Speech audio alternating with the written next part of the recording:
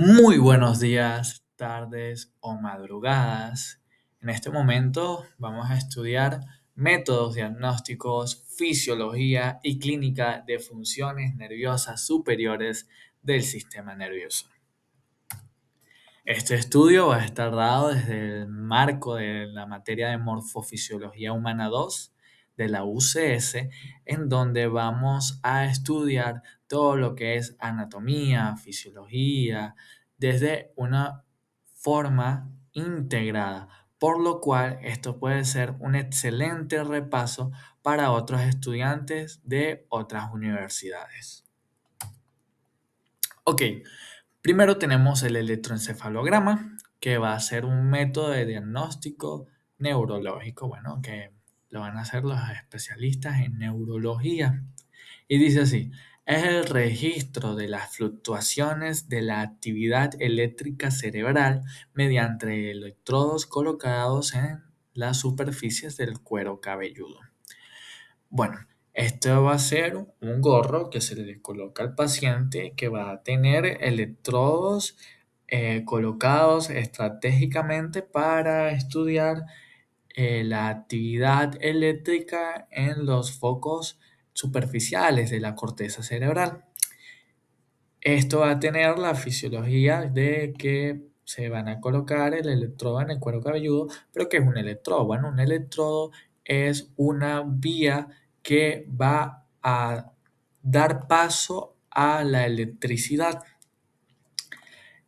y este va a estudiar todo lo que es la actividad eléctrica mayormente proveniente de las células piramidales, las cuales se encuentran longitudinal a todo lo que es la periferia. Y esta amplitud eléctrica va a atravesar las meninges, el cráneo, el cuero cabelludo, hasta llegar al electrodo que va a enviar esta información hasta un monitor para su posterior estudio. Este estudio va a estar marcado por dos valores que son la frecuencia y la amplitud. Y dice así, la frecuencia es el número de veces que ondas de aspecto semejante aparecen en la unidad de tiempo, un segundo. Se expresa en cada segundo o hertz. Bueno, esta frecuencia, este valor nos va a indicar el número de ondas que van a pasar en un segundo.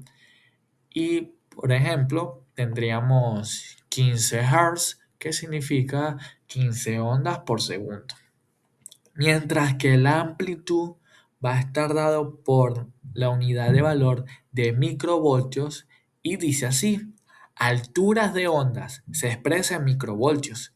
Por ende, a mayor altura vamos a tener mayor voltaje. Y a pesar de que relacionamos mucho lo que es la actividad neuronal, funciones de mucha activación como es la asociación, la concentración con una mayor cantidad de voltaje, no es así. Es al contrario. Cuando tenemos una mayor relajación es cuando vamos a tener una mayor amplitud de voltaje. ¿Por qué? Porque cuando estamos relajados se sincroniza todos los lóbulos, todas las estructuras cerebrales para llegar a un mismo nivel de amplitud y así todo estar relajado. Ahora vamos a estudiar los ritmos básicos del electroencefalograma a través de un cuadro comparativo para sintetizar mucha información. A su izquierda pueden ver cómo se ven este tipo de ondas. Esta es una imagen de Guyton y primero vamos a tener las ondas alfas, que estas van a estar dadas por 8 a 13 Hz, van a tener una amplitud de 50 microvoltios, se van a localizar mayormente en las regiones parieto-occipital o posteriores y van a tener un carácter de vigilia con los ojos cerrados en reposo físico y mental. Que bueno, cuando estamos despiertos en vigilia, pero nos encontramos en un estado de reposo, de relajación, como cuando estamos meditando o como cuando nos estamos aproximando a conciliar el sueño, va a haber un mayor predominio de ondas alfas y es el estado por excelencia del adulto en relajación. Y tal vez ustedes se pregunten, ¿por qué estas se encuentran mayormente en regiones parieto-occipitales o posteriores? Bueno, porque las regiones parietales van a ser las encargadas de recibir todas las aferencias del cuerpo y nos van a indicar si nos estamos moviendo, mientras que las occipitales van a ser las encargadas de recibir todo lo que es la asociación y las aferencias sensitivas a nivel visual. Y estas mismas se van a coordinar para decir, no nos estamos moviendo y no estamos viendo un estímulo visual que requiera nuestra concentración. Por ende, nos vamos a relajar. Al contrario de las ondas betas, que están relacionadas a mayores niveles de concentración. Estas van a estar dadas por frecuencias por hertz de 14 a 30 hertz. Va a tener una amplitud de 10 microvoltios y va a estar mayormente localizada en regiones frontocentrales o anteriores. Va a tener de carácter de concentración y es el estado del adulto en vigilia mayormente. Y tal vez ustedes se pregunten de igual forma, ¿por qué estas se encuentran mayormente en regiones frontocentrales o anteriores? Bueno, ya que estas regiones van a ser las encargadas de todo lo que es mayormente la conciencia y la planificación y la concentración. Y también se pueden preguntar, ¿y si hay una mayor actividad neuronal, estamos en concentración, hay un mayor número de eh, coordinación asociativa porque hay un mayor número de amplitud, un menor número de amplitud? Bueno, de igual forma, como expliqué anteriormente, cuando hay mucha concentración, cuando hay asociación cerebral, van a haber muchas fibras que van a ir de allá para acá, de allá para acá, y se van a cancelar, no va a estar coordinada a un nivel eléctrico este nivel de amplitud, por ende va a tener un menor voltaje. Al contrario de las ondas relacionadas con el sueño, donde todo el cerebro a nivel eléctrico se va a coordinar para estar relajado. Y bueno, entrando con las ondas del sueño tenemos a las tetas, que van a ir de 4 a 7 Hz, van a tener una amplitud de 50 microvoltios. Se van a localizar en regiones parieto-occipitales, de igual forma como expliqué que estas son las que van a decir no nos estamos moviendo, no estamos viendo ningún estímulo que requiera nuestra concentración, por ende vamos a iniciar el proceso de relajación. Pero ya en teta ya estamos entrando en sueño. Entonces, iría vigilia beta, relajación alfa e inicio del sueño ondas teta. Va a tener de carácter el sueño REM, que es el sueño de Rapid Eye Movements, movimientos oculares rápidos, y va a ser normal en niños, pero va a ser patológico en adultos. ¿Qué nos podría indicar si le hacemos un EGG a un adulto y encontramos ondas teta? Bueno, nos podría indicar que este puede tener TDAH o encefalopatías y mucha cantidad de otras cosas que podría tener. De igual forma, en el sueño tenemos las deltas que van a ir de 4 o menor a 4 Hz, va a tener una mayor amplitud, va a ser la que va a tener la mayor cantidad de amplitud de 70 a 100 microhertz, se va a encontrar en toda la corteza y va a estar relacionada con el sueño en no rapid eye movements, en sueño sin movimientos oculares rápidos. Es normal en bebés, pero de igual forma es patológico en adultos. Y bueno, como esta está ya relacionada a lo que es el sueño profundo, el sueño reparador, toda la corteza se va a sincronizar para entrar en ese estado de mayor sueño profundo. Ahora tenemos el EEG en epilepsia. Vamos a tener tres tipos principales de epilepsia que la orientadora estudia. La epilepsia antiguamente llamada de gran mal, actualmente la tónico-clónica, así se denomina. ¿Y qué quiere decir esto? Bueno, tónico, que vamos a tener unos espasmos, unos espasmos, no, unas contracciones musculares, una actividad tónica muy fuerte en el paciente, lo que va a generar una fuerte contracción muscular. Mientras que la fase clónica va a generar los clásicos espasmos relacionados con las convulsiones y la epilepsia en sí. Nótese que no es lo mismo hablar de epilepsia que de convulsiones. O sea, la epilepsia genera convulsiones, pero las convulsiones en sí tienen muchas causas que van desde hiponatremia hasta la eclampsia y bueno, podríamos hacer un video de solo de causas y mecanismos de convulsiones, sería muy interesante. Y bueno, este tipo de epilepsia va a tener una gran amplitud de 100 microvoltios y va a tener unas ondas muy altas, bueno, que corresponden a ese nivel de voltaje y se van a denominar espigas de alto voltaje. Continuamos. Tenemos la epilepsia, antiguamente denominada de pequeño mal, que son las crisis de ausencias, las cuales van a ser de igual forma un tipo de epilepsia, un desequilibrio en la actividad neuronal, lo que va a generar en el paciente una pérdida de la conciencia y una pérdida de la capacidad de generar movimientos musculares. Por ende, el paciente se va a quedar congelado, pero al perder la conciencia no va a recordar lo que pasó. Entonces, por ejemplo, él va a estar conversando, tiene una crisis, la cual puede durar de 1 a 5 o incluso a 10 minutos, y luego que termina la crisis, él va a continuar la conversación y no se va a acordar absolutamente de nada.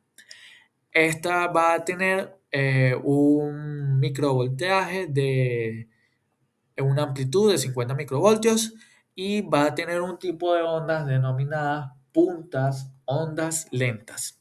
Por último, tenemos la epilepsia psicomotora, la cual va a ser un tipo de epilepsia focal que se va a encontrar en una región en específico, lo cual puede generar diferentes síntomas. Por ejemplo, si habláramos de áreas visuales, áreas auditivas, este tipo de epilepsia podría generar lo que son alucinaciones visuales, alucinaciones auditivas, el paciente escucha voces que no están, y de igual forma puede generar eh, síntomas motores, como que el paciente empieza a morderse los labios, a mover la nariz de forma rápida, y por ende, de ahí su nombre, psico, el componente de que afectaría estas áreas sensitivas y bueno, motor, pero mayormente a nivel facial, ¿no? Va a generar estos eh, espasmos tónicos ni clónicos. Ahora, como el siguiente método diagnóstico tenemos los potenciales evocados. Y dice así, son las variaciones de potencial en estructuras corticales y subcorticales, debido a la aplicación de un estímulo a un sistema aferente, produciendo la activación de un gran número de receptores, así como una descarga sincrónicas y paralelas de los otros elementos de la vía. ¿Qué quiere decir esto? Bueno, que en este estudio se va a supervisar lo que es los niveles de amplitud en las vías sensitivas. Y vamos a tener tres tipos: los potenciales evocados auditivos, los PES visuales y los PES somatosensoriales. Y se va a estudiar desde el receptor hasta la vía nerviosa, el nervio en sí y hasta el lóbulo encargado de ese estímulo.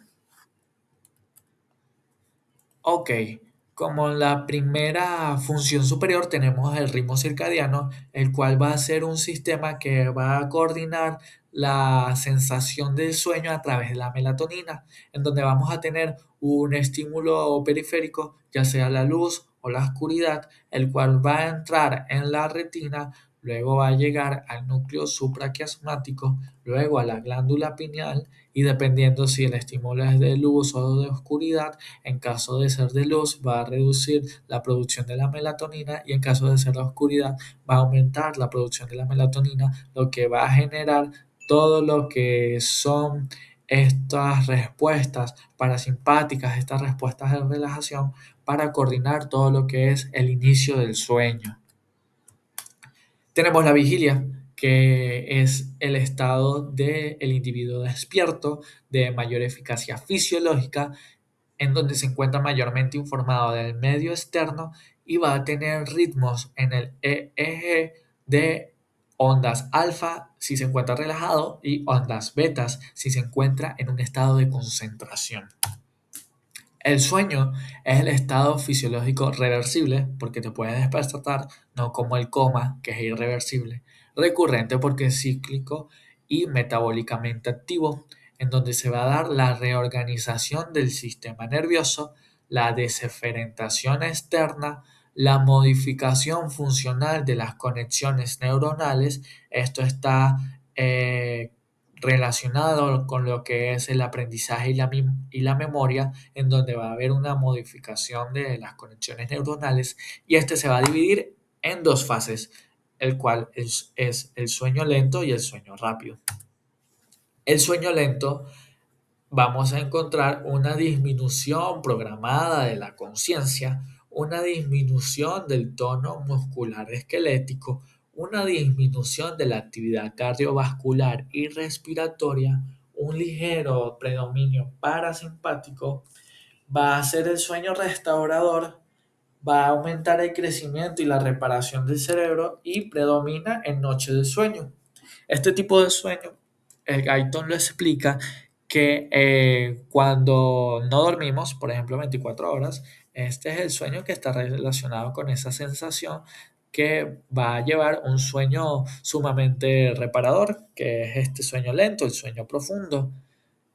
Y en este caso incluso puede haber ausencia de sueño rápido.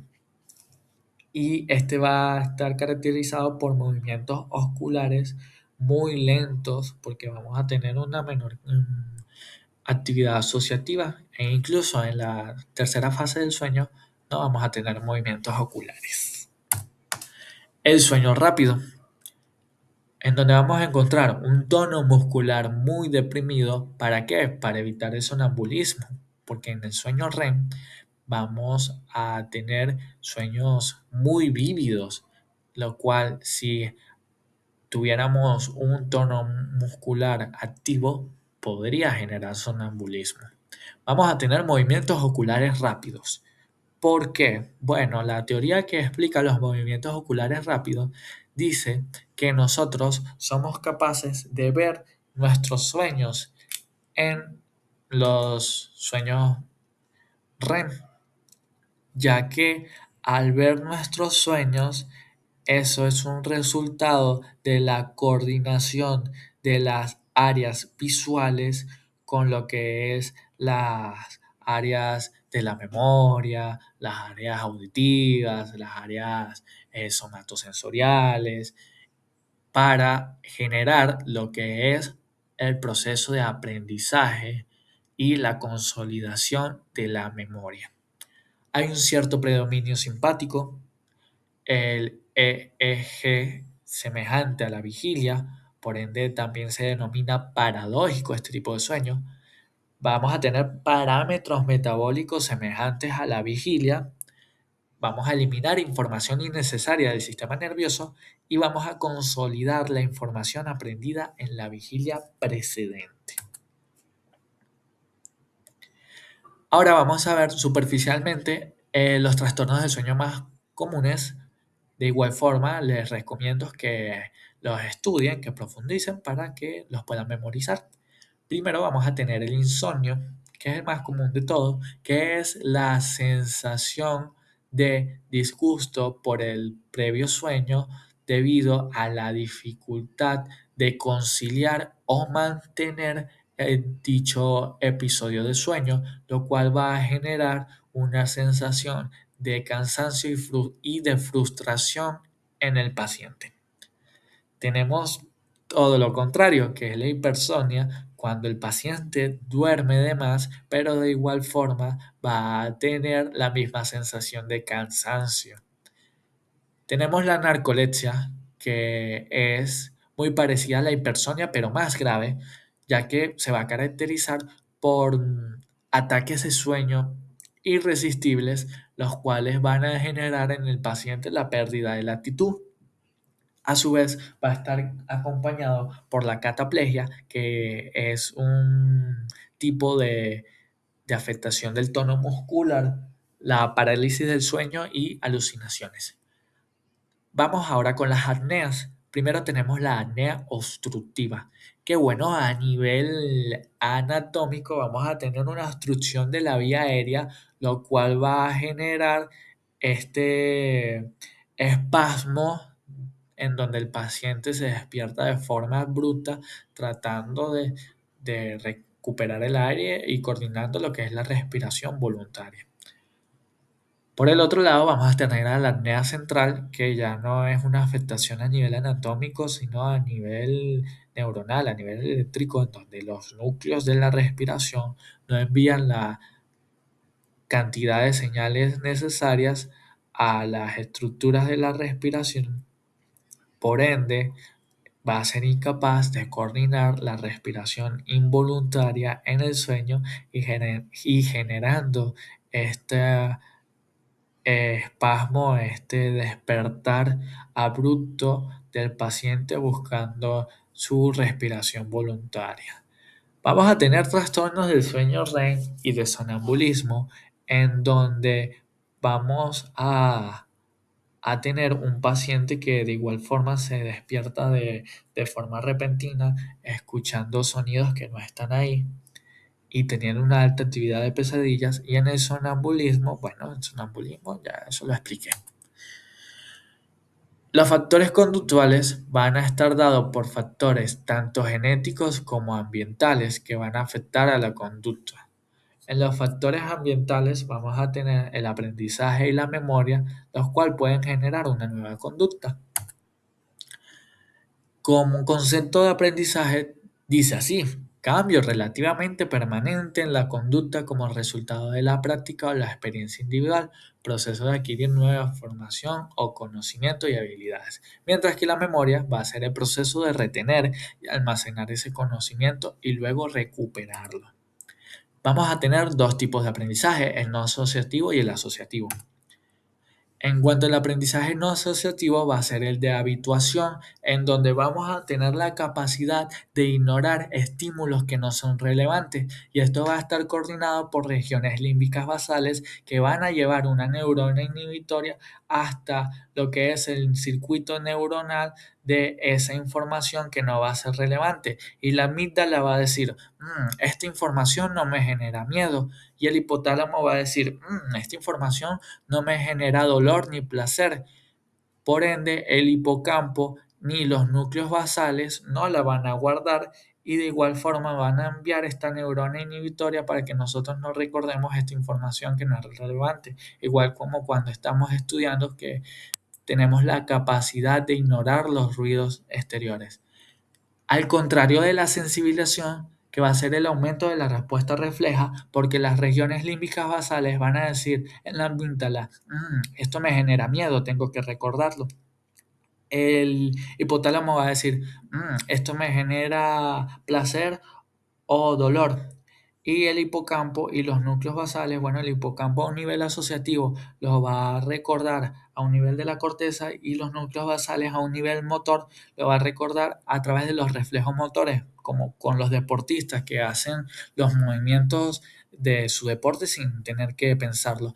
Y estas estructuras van a mandar una neurona facilitadora al circuito de la aferencia de la información para decir: tenemos que recordar esta información. Entonces, en la habituación ignoramos, por ejemplo, un grito o un sonido que ya es consecuente y en la sensibilización recordamos algo importante. Ok, como aprendizaje no asociativo tenemos el clásico, también llamado condicionamiento pavloviano, que dice así, asociación entre dos estímulos y el condicionamiento operante. En el condicionamiento pavloviano vamos a tener tres fases que va a estar dada por el estímulo indiferente que va a ocasionar la respuesta indiferente, que sería la comida va a ocasionar la salivación, pero aún es indiferente porque no tenemos el estímulo neutro que se va a consolidar para generar lo que es este sistema de asociación. Luego, el perro va a ser expuesto al estímulo neutro, que es el sonido de la campana, lo que va a generar el estímulo indiferente, lo va a ignorar completamente. Aquí el estímulo neutro se transforma en estímulo indiferente en la fase de condicionamiento, pero a eso se le suma el estímulo indiferente, que es la comida, lo cual va a generar una respuesta que aún es incondicionada. Y en la fase de postcondicionamiento vamos a tener ahora sí el estímulo condicionado que va a generar la respuesta condicionada al sonido de la campana, pero no al verse estimulado aún por la comida. Bueno, va a generar la asociación que va a ser la salivación. Y en el condicionamiento operante va a tener las siguientes características: asociación entre estímulo y respuesta, ejecución de tareas, obtener recompensa, evitar castigo y reforzamiento. Bueno, este es el tipo de aprendizaje que realizamos para evitar castigo o para obtener una recompensa. Bueno, cuando algo no funciona, lo seguimos haciendo porque nos trae un estímulo. Ok, la orientadora 10 nos da algunos factores que influyen en el aprendizaje, como la motivación, que está dado por factores genéticos y por características de la personalidad. La atención, que bueno, a mayor nivel de motivación vamos a encontrar un mayor nivel de atención. Fármacos, bueno, no es igual un estudiante que estudia bajo efectos de antidepresivos que uno que no. Y la ejecución activa. Bueno, la ejecución activa se define como el tipo de aprendizaje en donde se asocia mayores áreas. Por ejemplo, cuando usamos una técnica de estudio que atribuye lo que es la aferencia visual, auditiva y somatosensorial, también lo podemos incluir, y motora. Por ejemplo, cuando anotamos información en una pizarra, involucramos todos esos estímulos, al contrario que cuando solo escuchamos eh, una clase de manera pasiva y sin prestar atención. Por eso ahí está Bob Esponja, porque bueno, es todo lo contrario a este tipo de aprendizaje.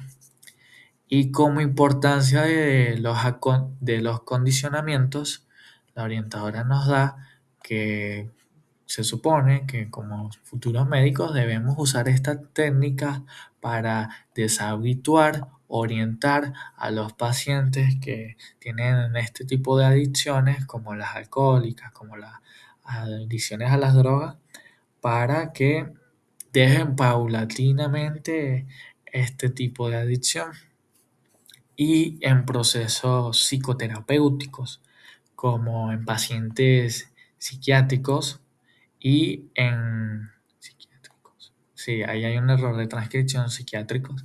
Y en enuresis, que es la micción durante el sueño. Bueno, a través de estas técnicas eh, se puede hacer un enfoque primero, un enfoque primario pacientes psiquiátricos con este tipo de técnicas antes de llegar a tratamientos farmacológicos si lo requieren, e igual en enuresis para deshabituar lo que es el detonante con la respuesta. Tenemos la memoria, que se va a clasificar según el tiempo de duración o persistencia de lo aprendido. Vamos a tener la memoria a corto plazo, la memoria a largo plazo y de hecho existe una memoria a mediano plazo, pero lo que es la frontera de la memoria a mediano plazo y la memoria a largo plazo no está muy bien definida, por ende la orientadora no la estudia. La memoria a corto plazo dura de segundos a horas y tiene como ejemplo en memoria activa o de trabajo recordamos un número de teléfono. Y a nivel molecular, si les da curiosidad, para que lo recuerden con mayor facilidad, la memoria a corto plazo, hay una teoría que es la de circuitos reverberantes que dice que ésta se mantiene en la corteza a través de un circuito de axones que van a dar vuelta por el lóbulo frontal hasta que se acabe en el número de estímulos independientes que en la memoria a corto plazo serían de 7 a 10, que podríamos recordar 7 números o 10 estímulos independientes, por ejemplo, una lista de supermercado, hasta que si llega uno más, vamos a olvidar los anteriores. Y la memoria a largo plazo, que se consolida lo aprendido, dura años o de por vida. Ejemplo, el recuerdo de nuestro nombre. Y a nivel molecular, para que lo recuerden y se familiaricen, cuando uno sabe más de un tema, se le hace más fácil recordarlo. Esta se da por estructuras que van a facilitar la memoria de esta información que hemos repetido durante toda nuestra vida, como nuestro nombre, al haberse un aumento de esta repetición durante toda la vida de este estímulo, bueno, se van a desarrollar una serie de estructuras que van a facilitar la conexión de esta memoria, la conexión de esta actividad neuronal, que van a ser los terminales presinápticos, las vesículas y las dendritas, que van a generar una mayor cantidad de neurotransmisores y de receptores para facilitar la memoria de este. Ok, ahora tenemos las áreas asociativas corticales y dice así, regiones de la corteza cerebral que no tienen relaciones primarias ni directas con aferencias sensoriales o con núcleos motores cementarios. ¿Qué quiere decir esto? Bueno, tenemos tres tipos de áreas corticales: primarias, secundarias y terciarias. Las primarias son las que van a recibir esa aferencia sensitiva. Y estas las vimos en el tema de telencéfalo. Voy a subir ese video. Mientras que las secundarias son las que van a asociar, a interpretar esa información proveniente del área primaria. Y las terciarias son las que van a procesar esa información y las van a compartir con otras áreas para crear lo que es la conciencia. Va a ser la integralidad de todas las informaciones para crear una información consciente de todo el entorno y poder analizarlo. Y bueno, como secundarias tenemos las unimodales, las áreas somatosensorial, auditivas, visuales, premotoras, y entre las multimodales, las terciarias, tenemos la parietocipitotemporal, la prefrontal y la límbica. Vamos a estudiar ahora las funciones de las áreas asociativas unimodales y dice así: elaboración de percepciones complejas de una modalidad neuronal, realización de movimientos hábiles.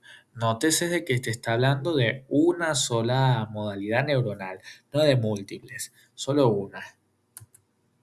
Ok, ahora vamos a ver las áreas asociativas corticales en esta imagen del Guyton que es espectacular porque está todo lo que vamos a analizar.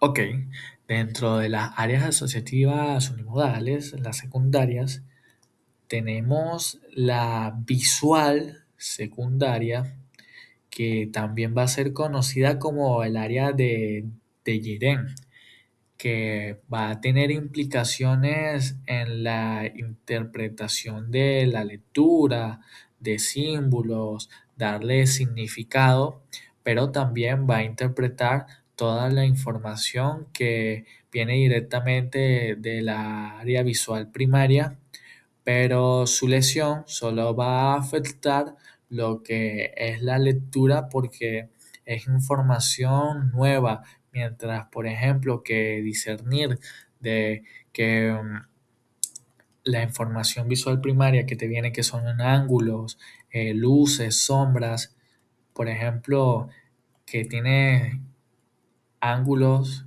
de forma de un perro, y el área visual secundaria es la que te va a decir, la que va a asociar esa información con la memoria y va a decir, claro, tiene forma de perro, esto es un perro, pero cuando hay una lesión solo va a afectar a nivel de la lectura, no a niveles primarios, porque esta información ya viene coordinada con otras fibras y otras asociaciones de la memoria.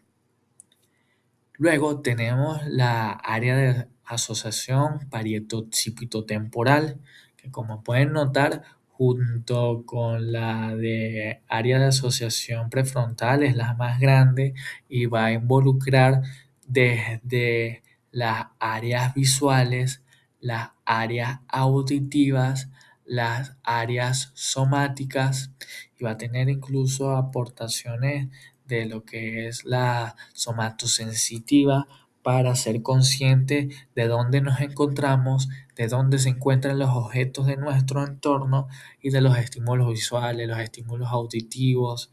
Incluso va a tener aquí conexiones con el área de asociación límbica que va a ser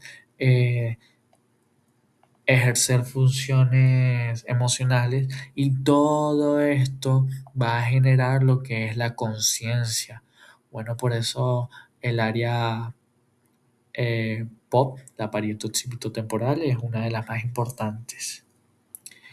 A su vez, tenemos las somáticos secundarias, en donde se va a recibir primero del área somática o primaria lo que es la información somática, y luego va a llevar a la somático secundaria y de ahí se va a interpretar.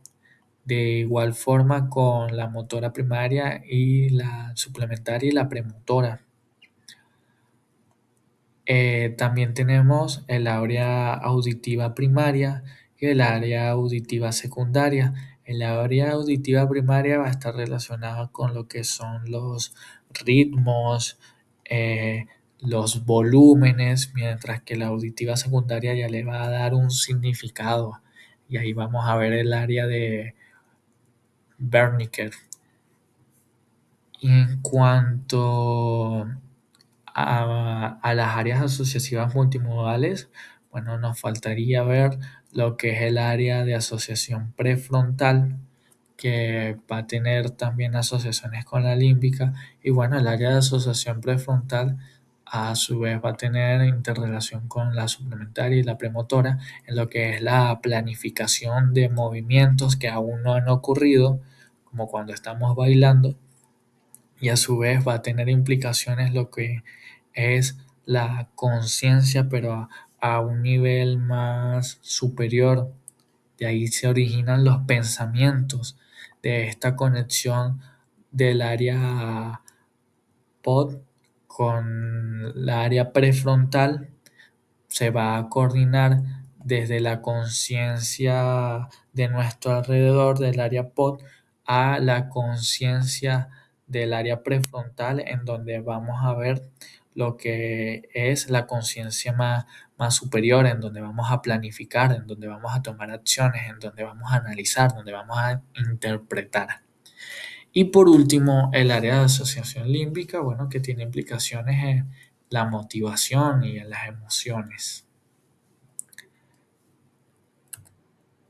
Ok, bueno, como estudio de las áreas asociativas multimodales, aquí tenemos una serie de características, el área POP, el análisis de coordenadas espaciales del cuerpo, la comprensión del lenguaje, el área de Wernicke, con V porque es un nombre alemán. En alemán la W se pronuncia con V. La comprensión de la lectora, de la comprensión lectora del área de Dengeri, la denominación de objetos, que esta área de denominación de objetos tiene este mismo nombre.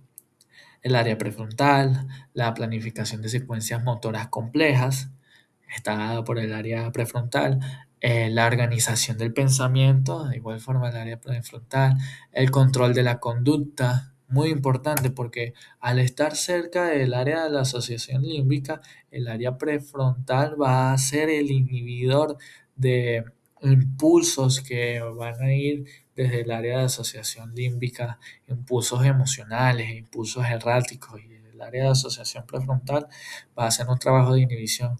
Por eso pacientes con esquizofrenia tienen desequilibrios de neurotransmisores en esta área prefrontal, por ende van a tener comportamientos erráticos e impulsivos.